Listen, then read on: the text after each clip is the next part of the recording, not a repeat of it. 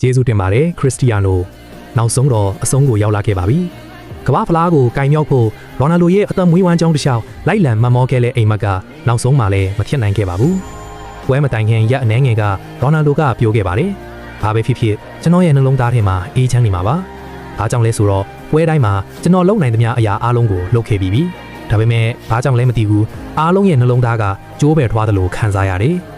ဒီနေ့ကတော့ပေါ်တူဂီဂျာစီဝတ်ထားတဲ့ခရစ္စတီယာနိုရိုနယ်ဒိုကိုကမ္ဘာဖလားမှာနောက်ဆုံးအကြိမ်မြင်တွေ့ခဲ့ရတဲ့နေ့ဖြစ်လာခဲ့တယ်။မျိုးဆက်ဖုံးများစွာရဲ့အကြီးကျယ်ဆုံးဂန်ဒဝင်တယောက်ကိုကလေးတလိုမျက်ရည်ကျနေတာမြင်ခဲ့ရတယ်။ရိုနယ်ဒိုဟာ2006ကမ္ဘာဖလားမှာပထမဦးဆုံးအကြိမ်ဆီမီဖိုင်နယ်အထိရောက်ခဲ့တယ်။ပယ်နယ်တီအဆုံးဖြတ်မှာလည်းသူ့ရဲ့ပယ်နယ်တီကိုဂိုးသွင်းနိုင်ခဲ့တယ်။ဒါပေမဲ့ကန်ဂျမာကကမ္ဘာဖလားဟာသူ့အတွက်မဟုတ်ဘူးလို့ရေးသားထားခဲ့သလိုပါပဲ။ရိုနယ်ဒိုကကျွန်တော်တို့ကိုအိမ်မက်မှတ်တက်ဖို့တင်ပေးခဲ့တယ်။ဒါပေမဲ့အိမ်မက်တွေကစောင့်လို့မရဘူး။ချွေးတွေကြားရမယ်။အလုပ်ကြိုးစားရမယ်။အနည်း20ကျော်အောင်သူကတက်တည်ပြခဲ့တယ်။ကြီးမြတ်ဆိုတာပါရမီတစ်ခုတည်းနဲ့မရနိုင်ဘူး။ယုံကြည်မှုနဲ့မလျှော့တဲ့ဇွဲလုံလက်ကလည်းအရေးကြီးတယ်။အချိန်ဟာသူ့ကိုဘယ်တော့မှမမိနိုင်မယ်လို့ထင်ခဲ့ကြတယ်။ဒါပေမဲ့နောက်ဆုံးတော့အဲ့ဒီအချိန်ကရောက်လာခဲ့တယ်။ဒါဟာရိုနယ်ဒိုရဲ့နောက်ဆုံးကမ္ဘာဖလားဖြစ်ခဲ့တယ်။ကျွန်တော်ပြောတာမဟုတ်မှန်မဟုတ်ပါဘူး။ဒီကမ္ဘာဖလားဟာတမိုင်းတစ်လျှောက်ဝမ်းနည်းစွာအကောင်းဆုံးကမ္ဘာဖလားဖြစ်လာခဲ့တယ်။နောက်ဆုံးမှာတော့အချိန်ဆိုတဲ့အရာက